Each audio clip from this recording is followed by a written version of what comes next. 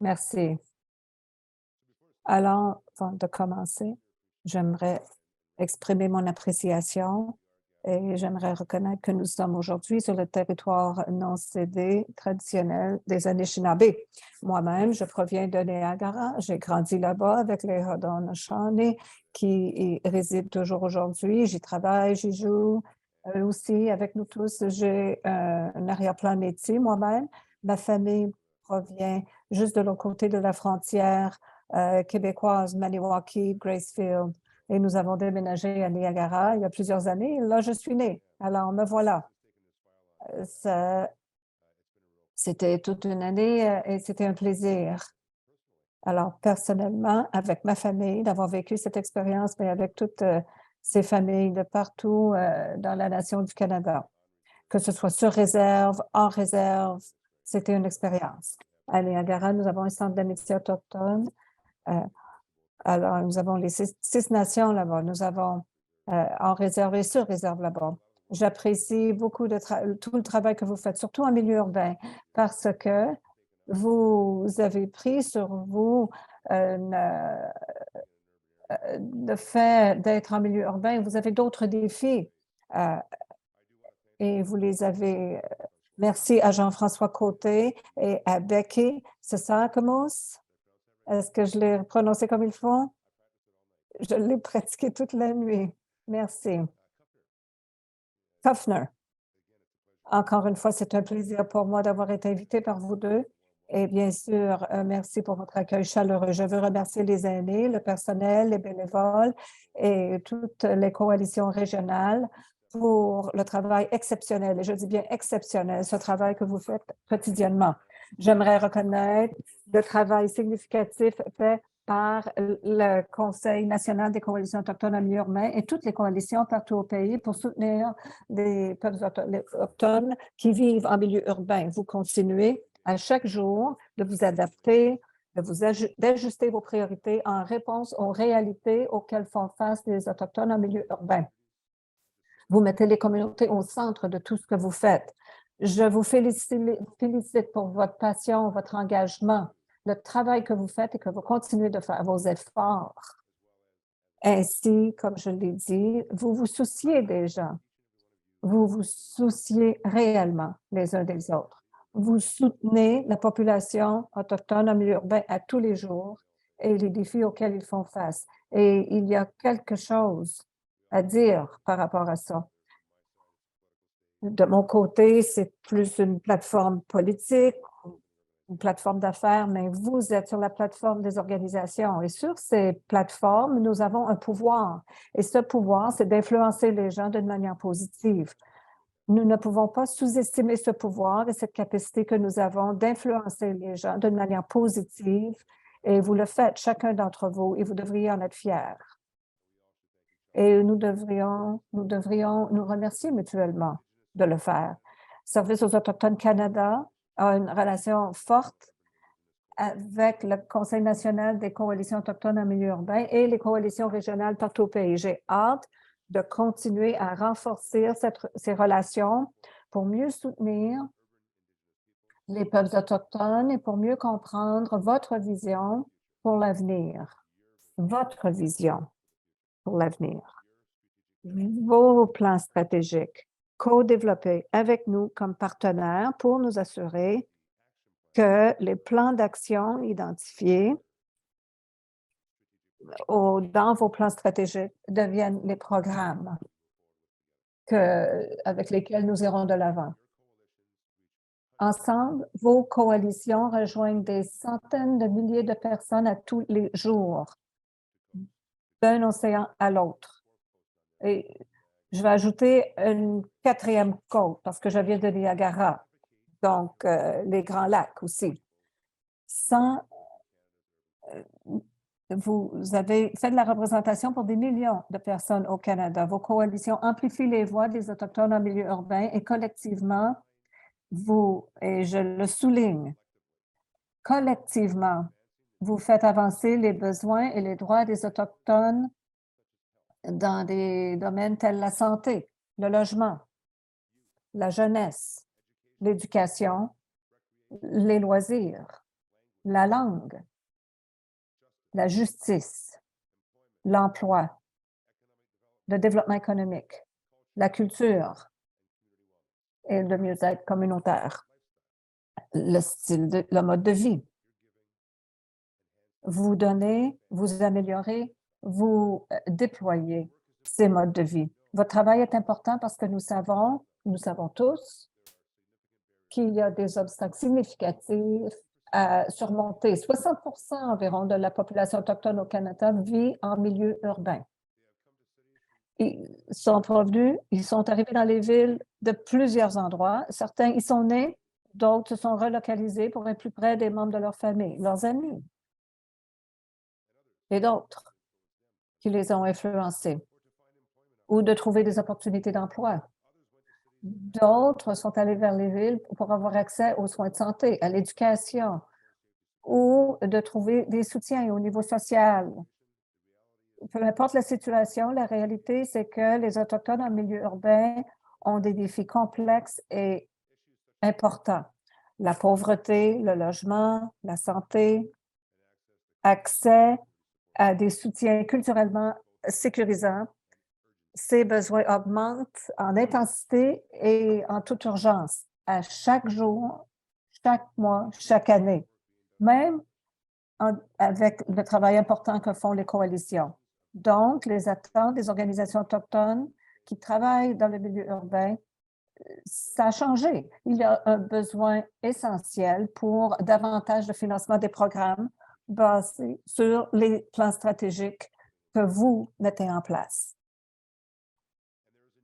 Et il y a un besoin pour une plus grande flexibilité pour élaborer, livrer et trouver des solutions pour rencontrer les besoins de nos clients, nos amis, nos communautés, nos familles. Le Conseil national des coalitions autochtones en milieu urbain et toutes les coalitions au pays ont un rôle important de leadership pour soutenir la population autochtone quotidiennement. Notre collaboration est essentielle. Collaboration, voyons ce mot encore une fois, collectif, collaboration, partenariat, essentiel, puisqu'ensemble, nous pourrons développer des programmes pertinents pour répondre aux besoins des Autochtones en milieu urbain. Nous nous engageons pour continuer à soutenir la programmation pour les Autochtones en milieu urbain en soutien aux Premières Nations, aux Inuits et aux Métis qui vivent ou qui sont en transition vers les centres urbains. L'été dernier, le gouvernement du Canada a alloué plus de 100 millions de dollars sur 3 ans, en commençant en 2022-2023, pour continuer à soutenir la programmation urbaine pour les programmes pour les Autochtones. Cela inclut 71 millions pour renouveler le financement actuel, 25 millions pour augmenter ce financement et 5 millions sur 3 ans pour la collecte de données et la recherche pour mieux comprendre les réalités des Autochtones qui vivent en milieu urbain. Pendant ce temps, le financement existant de 27,5 millions et contributions, ça vous revient. Ce financement continuera de soutenir les impacts positifs de cette initiative. J'aimerais reconnaître le rôle important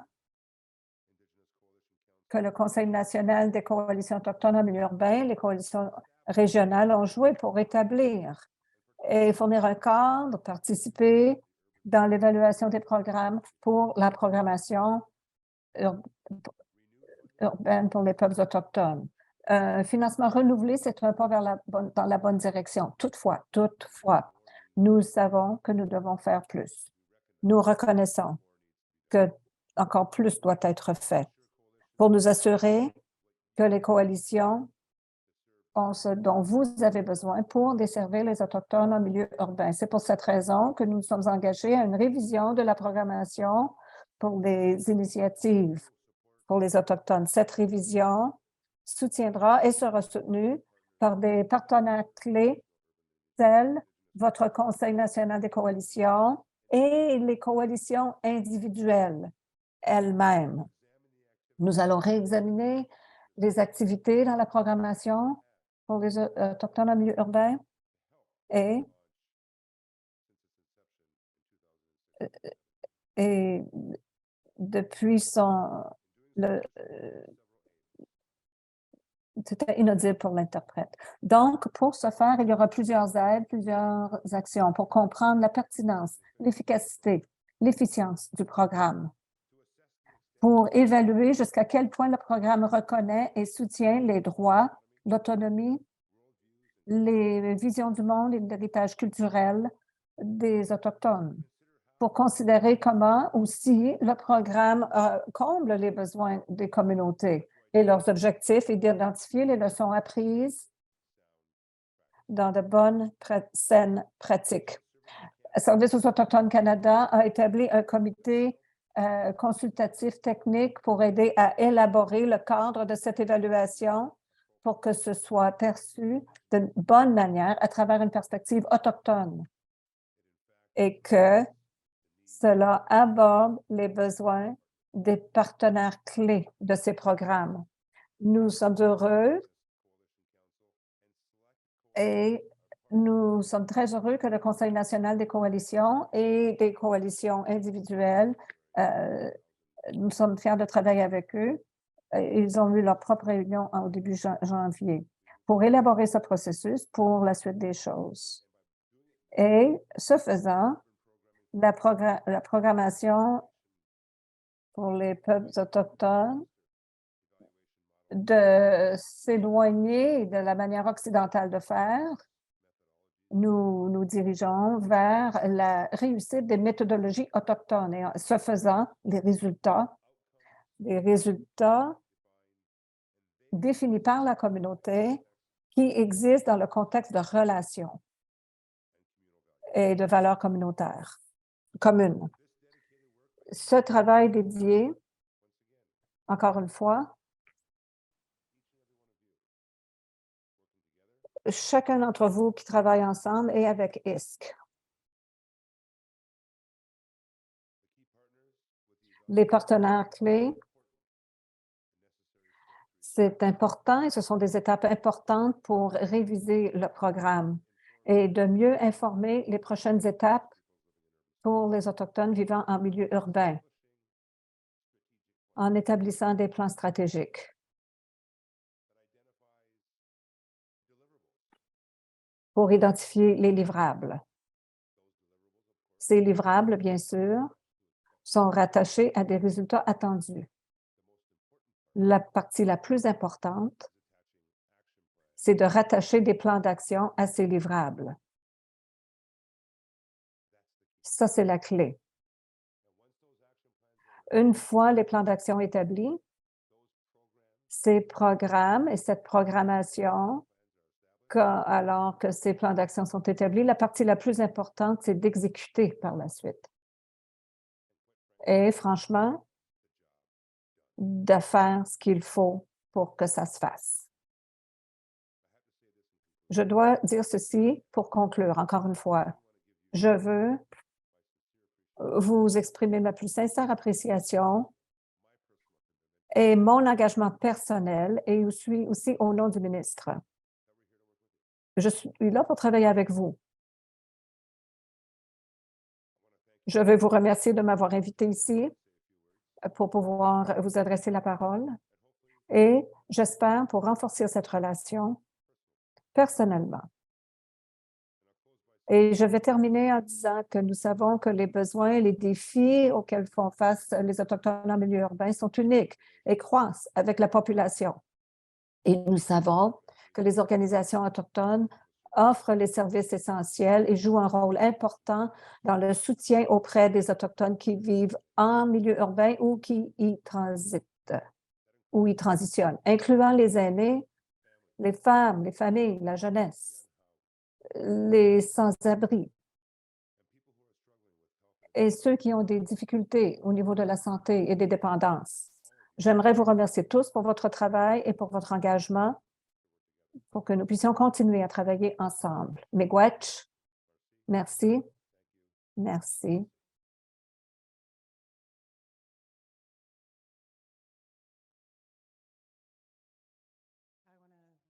Je veux vous remercier. Ministre. Alors, c'est le secrétaire parlementaire. Merci beaucoup. Je ne pas. Est-ce que vous êtes ouvert à questions? Absolument. Alors, avons-nous des questions, s'il vous plaît? Oui, Don.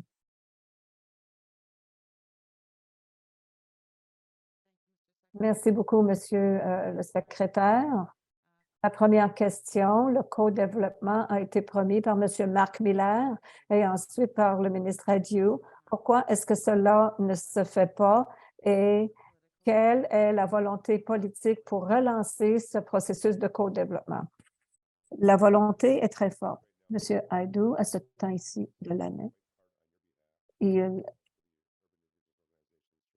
alors alors, c'est difficile à entendre pour l'interprète. Nous tentons d'aller chercher davantage d'argent dans le budget pour vous, pour satisfaire aux besoins en co-développement. Comme je l'ai dit plus tôt, établir des plans stratégiques, de rattacher des actions à ce plan et d'aller de l'avant avec ces plans d'action, surtout la programmation. La capi Oui, l'argent, c'est important, c'est là, mais ce qui est plus important, c'est la programmation. Et nous sommes là avec vous, côte à côte. Mais nous avons besoin de ces ressources et je vous dirai que, lorsque j'ai parlé avec le ministre juste avant de partir il y a 2 semaines pour retourner dans nos circonscriptions, le ministre des Finances est là aussi. Nous avons demandé cet argent pour co-développer les plans que vous proposez. Et je m'attendrais que ça inclut beaucoup de programmation qui serait injectée partout au pays et c'est différent partout. Il n'y a rien de pareil. C'est pas une approche mur à mur, il faut le comprendre. Mais alors que ces souhaits, ces plans nous parviennent et avec cela, la programmation qui vient avec, 2 choses que nous pouvons faire. Un, c'est d'aller au cabinet et demander l'argent directement via SAC, mais tout aussi important, c'est de chercher de l'argent dans d'autres ministères. Ça peut être l'infrastructure, la santé, ça pourrait être travailler avec les provinces et les territoires, l'éducation, d'autres programmations au niveau de la santé. Et lorsque je parle de santé, je ne parle pas de qu'on se casse un bras ou on a un problème cardiaque, mais aussi la santé préventive, d'avoir la capacité d'avoir des gens dans la par exemple, des gens qui doivent gérer le diabète, des diététiciennes, d'être proactifs, santé, les loisirs, que les gens sortent de la rue, le logement, ce genre de choses. Alors, c'est une approche à 3 volets. Donc, de comprendre les plans stratégiques que vous nous présentez. Deuxièmement, d'aller approcher le cabinet par rapport à ces demandes, directement à SAC, rattachées à ces programmes et les plans d'action que vous identifierez. Et dernièrement, nous pourrons faciliter pour vous d'autres ressources, soutien de la part d'autres ministres qui s'alignent avec ces plans stratégiques que vous nous présentez. Merci. Je peux rester ici tout l'après-midi.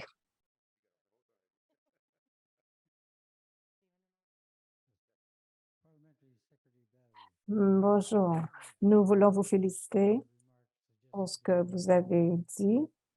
Ça suggère que vous êtes bien préparé pour nous adresser la parole. Ma question est à l'effet, je veux mettre l'accent sur l'énoncé, et je viens de Thunder Bay en passant. L'annoncement pour le renouvellement des pupas et le financement qui vient avec ça. Aujourd'hui, bien sûr, la plupart d'entre nous. Oh, inaudible pour l'interprète. Inaudible pour l'interprète.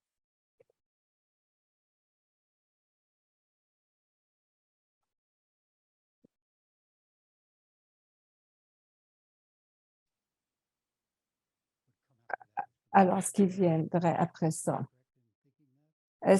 Bon, nous avons manqué la question. C'est ça la demande et je vais le dire, c'est la demande. Je vais être claire, je vais être franche. Vous avez les ministres sont tous passionnés de leur dossier. Et le ministre Aidoo est probablement l'un des plus passionnés. Elle va s'assurer ou va tenter d'assurer, basé sur la demande au cabinet, d'aller chercher cet argent pour vous. Je le vois. Si je peux faire digression un peu, j'ai été maire pendant 14 ans et j'avais une entreprise familiale, une rénovation. Et pour moi, si je suis là, c'est pas à cause de la politique ou le pouvoir, c'est de se rouler les manches et de faire le travail. Et comme maire sortant, ce que j'ai appris, j'étais élue très jeune, j'étais dans la vingtaine. Une des premières choses que j'ai apprises, 2 choses en fait. Premièrement, vous ne le faites pas seul, vous le faites ensemble. Si vous le faites ensemble aujourd'hui, vous allez vivre pour toujours ensemble. C'est important. C'est le bénéfice résiduel. Le fait de le faire ensemble, c'est qu'on va le faire ensemble pour toujours en tant que communauté. La deuxième partie, pour l'atteindre, vous devez avoir une approche disciplinée, une structure disciplinée. Dans l'établissement de cette stratégie, ses livrables, ses actions et l'exécution. Et franchement, c'est notre intention. C'est d'être côte à côte avec vous pour accepter ces plans stratégiques, reconnaître ces livrables et vous aider à rattacher ces plans d'action à ces livrables. Et le plus important, c'est de travailler pour vous, prendre votre défense vers l'exécution. Oui, l'attente, c'est que le ministre, le cabinet, les finances, nous voulons aller chercher cet argent pour vous. Merci.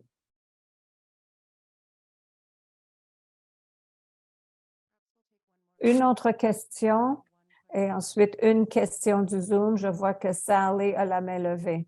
Une autre question de l'audience ici, ensuite Sally, puisque notre secrétaire parlementaire est ici. Bonjour Sally. Oh, je suis Katrina. Sally est ici. Vous êtes? Je m'appelle Katrina. Bonjour Katrina. Je suis ici pour représenter le Centre d'amitié autochtone à Victoria. Je viens de Nunavut originellement. On s'en va là dans 2 semaines.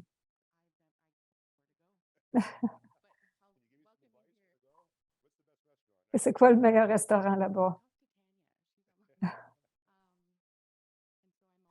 Donc, je suis ici pour représenter les Inuits en milieu urbain en Colombie-Britannique. J'ai une question de la part de tous ici. Je crois, pour ajouter à votre commentaire d'un peu plus tôt, mais peut-être un peu plus de détails, comment voyez-vous le rôle des coalitions dans la contribution des solutions à moyen terme et à long terme et à court terme en lien avec les défis en milieu urbain? Établir des stratégies. La première couche, c'est de travailler ensemble. Et comme je l'ai dit plus tôt, ça a tout à voir avec la communauté. Politique, oui, on met ça tout de côté. Communauté, nos voisins, notre famille, nos amis. Et de prendre tout ça et de reconnaître les besoins, d'avoir cette empathie pour qu'on laisse personne derrière. Donc, la première couche, le premier niveau, c'est comment, au quoi. Nous connaissons le quoi. Vous comprenez tous quel est le quoi, quels sont les besoins. Vous les comprenez. Maintenant, c'est de rattacher le comment à cela. Comment combler tes besoins? C'est de reconnaître. Et le deuxième niveau, c'est la stratégie qu'il faut adopter. Et encore une fois, rattacher à cette stratégie chaque priorité établie dans ces stratégies. Et ensuite, rattacher à ces priorités les plans d'action. D'accord. Je vois comment le Centre d'amitié peut faire cela pour le comment. Mais les Inuits en milieu urbain de la côte ouest, nous ne savons pas qui nous sommes. Nous ne sommes pas nous ne sommes pas rassemblés encore avant même de développer un plan stratégique. Qu'est-ce qu'on dit aux Autochtones en milieu urbain qui n'ont pas été en mesure de se rassembler, de se rencontrer, de comprendre notre identité? Sur la côte ouest, l'organisation inuit la plus vers l'ouest, c'est Edmonton. Vous pouvez les rassembler. Je me ferai grand plaisir de vous voir. J'adore voyager et visiter les communautés et d'apprendre à vous connaître.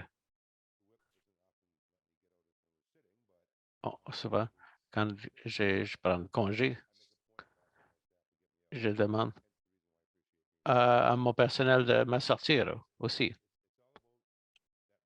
C'est toute une question de reconnaissance, de co-développement. Vous le savez plus que nous. Nous sommes la ressource, nous sommes le mécanisme. Nous allons plaidoyer en votre nom. J'ai le centre d'amitié de Port Erie, qui sera bientôt dans mon comté. Je dirais, la patronne, elle est tout le monde, elle a fait savoir aussi. Il y a une chose qu'elle pense toujours avant de penser au centre d'amitié et aussi dans le centre de Niagara. Nous sommes différents des autres centres d'amitié autochtones et vous venez de le dire. Il faut reconnaître qui vous êtes, qui est votre communauté et où sont ses besoins.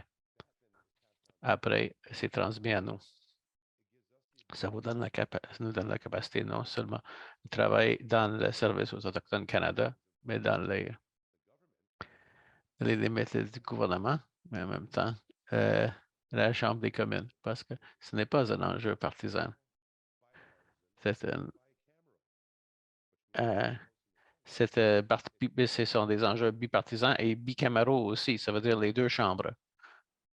Il faut travailler ensemble entre tous les partis dans les chambres pour être certain qu'on passe ce plaidoyer et qu'on sait, pour aller au-delà des mots aussi, il faut les mettre en exécution, tous ces plans, tous les plans que vous avez mentionnés.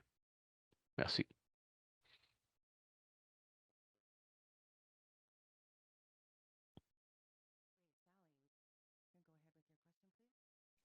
Vas-y, Sally, votre question. Bienvenue. Je suis impressionné que vous êtes métis aussi. Je viens pour la coalition de North Bay. J'habite à Thunder Bay. Et je connais Patty Haidu. Je travaille pour les services de logement autochtones en Ontario. Ils font un projet avec Jen Duxteller à Fort Erie, donc je vais avoir ton numéro de téléphone. Comment ça encore? Tout le temps. Quelqu'un va me l'envoyer. Je ne l'ai pas eu assez vite. Mais j'ai plus qu'une question. Pour certains des enjeux que nous avons, c'est assez diversifié à travers le pays. Nous sommes à des étapes dans le développement de nos coalitions. Donc, quand on parle de développer une stratégie, un plan d'action, nous savons que ce sont des exigences dans le cas d'affaires modèle d'affaires pour avancer. Est-ce qu'il y aura du soutien en développement de capacité pour développer ces stratégies communautaires parce que chaque communauté est différente. Et cela étant dit, comprendre d'avoir une stratégie nationale quand nous avons des positions diversifiées. Et il y a les priorités diversifiées. Et souvent, Canada n'a pas juste une partie. Et s'il faut que tous les Canadiens décident ou tous les politiciens qui décident sur une stratégie, est-ce qu'on se rendrait plus loin? C'est ma perspective. Quelles sont les échéances requises? La prochaine question. Je suis reconnaissant d'entendre que la ministre Haidou va faire une rencontre interministérielle. Ce sera juste la responsabilité d'un ministère. J'ai dit en farce avant, s'ils s'appellent le service autochtone, ça prend toute la perspective holistique, pas juste d'une perspective autochtone sur réserve ou hors réserve, parce que nous sommes justice, santé, culture, aînés, c'est très diversifié. Donc, c'est bien d'entendre ce potentiel d'une approche interministérielle. Euh, ça va le mener. Et puis, je travaille pour le logement autochtone. Nous faisons partie d'une coalition. L'option, c'est l'allocation pour avoir la demande. Quelles sont les échéances et quelles seront les attentes? Parce que nos attentes pour le co-développement seraient, on serait engagé avec le co-développement et on va demander que la demande sera plus significative pour beaucoup de ministères et non seulement Services aux Autochtones Canada. Je l'ai entendu 2015 et j'ai pris le micro, j'ai pu poser beaucoup de questions. Donc, j'ai dû faire des notes pour répondre à toutes vos questions. Donc, c'est bien et c'est des bonnes questions. Et de la première question posée, oui, je peux dire oui, nous sommes engagés. Et le ministre aussi, c'est avec le gouvernement et le gouvernement général est engagé pour le dossier autochtone. Et c'est plus gros que le pays quand on regarde les besoins sur réserve et hors réserve.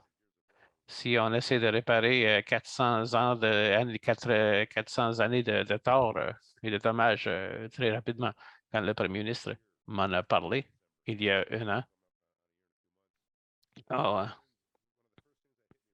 une des choses qui m'a frappé, c'est l'ampleur du problème. C'est plus que 200 ans de mauvaises décisions qu'on essaie de rectifier.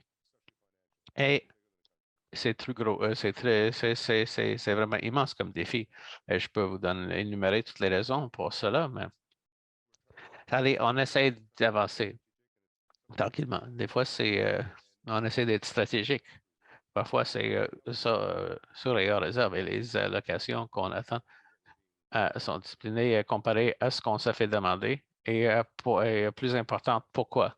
Et il est à nous de créer cet équilibre. Le prendre la tarte, elle est juste d'une certaine taille et il faut le découper en morceaux selon nos priorités. L'ayant dit, vous soulevez un bon point. Ce sont les partenaires, et non juste les partenaires au gouvernement concernant les ministères différents, que ce soit la santé, l'infrastructure, le développement économique, c'est Services autochtones Canada ou la relation avec la couronne, les finances ou les autres ministères qui sont impliqués et qui ont leur rôle à jouer dans ce qu'on essaie de faire. Donc, on ne veut pas oublier les autres partenaires, les provinces, les territoires, les municipalités. Des fois, ils sont très récalcitrants.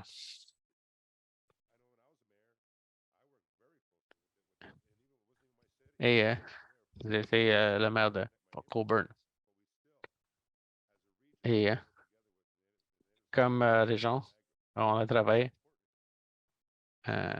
aussi, on a travaillé avec tous ces partenaires. Donc, c'est plusieurs niveaux. On engage avec la municipalité, le gouvernement aussi, même quand ils sont hésitants. On essaie de faire en sorte que tout le monde soit là, et vous aussi.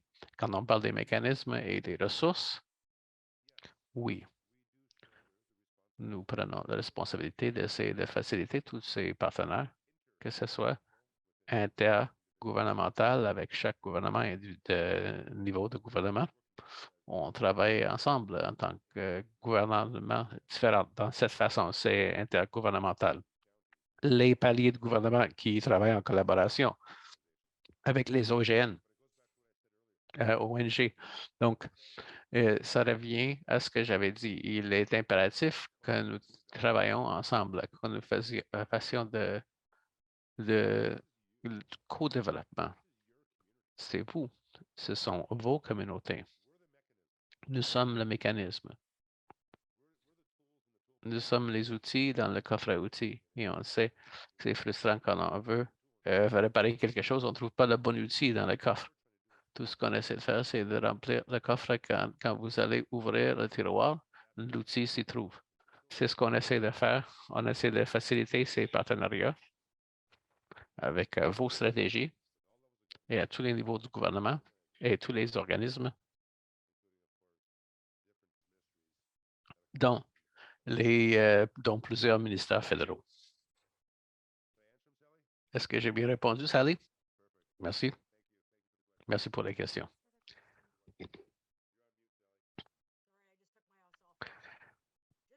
Juste pas ça, ça va. Je ne veux pas une tournevis, je veux avoir un outil électrique. Oui, tu vas l'avoir.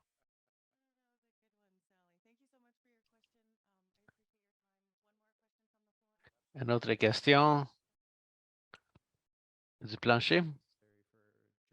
Merci d'être avec nous aujourd'hui. J'ai beaucoup apprécié vos commentaires pour soutenir l'importance d'un plan d'action locaux pour les communautés autochtones en milieu urbain. Et j'ai apprécié vos conseils, Katrina, de l'importance de convoquer les gens dans les réunions pour déterminer quelles sont les priorités et les actions à prendre et qui est responsable pour qui et développer un plan pour s'y rendre. Il me semble que Saint-Jean, dans la coalition First Voice, a fait la même chose. Nous avons produit un plan d'action qui s'appelle notre vision partagée vers la vérité de la réconciliation à Saint-Jean, qui, avec 42 appels au changement sur plusieurs domaines, et avec le logement, l'éducation, l'itinérance, la justice, la police et d'autres thèmes.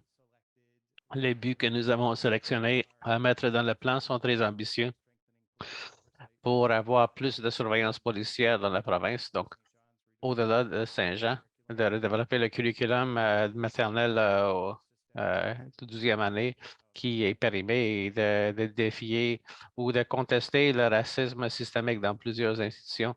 Il y a des élus qui le soutiennent, dont la ville de Saint-Jean qui était engagée activement dans le développement du plan. Il y a des représentants des ministères provinciaux. Il y a des soutiens plus larges. Où je m'en vais avec ma question, c'est que nous avons développé le plan. Nous l'avons partagé avec les ministères et le financement nous permet un poste à temps plein. Donc, ma question est comment est-ce qu'une personne à temps plein devrait redévelopper le curriculum scolaire et l'itinérance pour réduire les taux de carcéraux de ces gens-là. Donc, bonne question. Et ils ne peuvent pas le faire. Je vais vous donner un exemple. Au Centre d'amitié Fort Erie, et c'est une autre chose que j'apprécie de ce que vous faites quand on est en milieu urbain. C'est pour certaines, mais pas pour tout, parce que j'ai reconnu certains. Ils fournissent des services pour les Autochtones en milieu urbain, mais des fois, ils offrent des services pour toute la communauté. Je sais, par exemple, qu'un Dockstader, Fort Erie, offre des services pour la plus grande communauté quand on parle de petite enfance et les soins de garde. Et ils sont vraiment présents avec leur participation. Et il est impératif d'amener tout le monde à la table. Et on commence à établir l'action aux priorités qui est la participation de tous les partenaires, dont le gouvernement fédéral et aussi les provinces, les territoires, la municipalité. Et d'avoir cette facilitation qui arrive et d'avoir la capacité d'engager 3 ou 4 personnes. Ça peut être un partenariat. Vous pouvez partager des ressources, ce que beaucoup d'organismes ont fait, que ce soit urbain ou autochtone ou non, ça dépend du contenu et du programme. Je vous demande 3 choses. J'aimerais voir une copie de votre document. J'aimerais faire un suivi avec un appel et une rencontre pour aller plus dans les détails sur certaines des réponses que vous recherchez. Et finalement, pour regarder d'autres partenaires gouvernementaux qu'on pourrait intégrer dans cette conversation pour vous aider à avancer un peu plus loin avec votre projet. Il faut juste m'appeler. Paris aussi. Et nous sommes disponibles. Euh, on- vous pouvez nous rejoindre. Nous avons une excellente équipe, Service autochtone au Canada et dans le gouvernement en général. Donc, vous n'avez qu'à nous appeler. Merci beaucoup d'avoir passé du temps avec nous et de nous avoir donné vos informations pour le suivi et le contact. Merci beaucoup à nos délégués. Merci aux délégués qui sont sur place et au Zoom pour les questions posées. C'était de très bonnes informations. On va prendre une pause pour 15 minutes.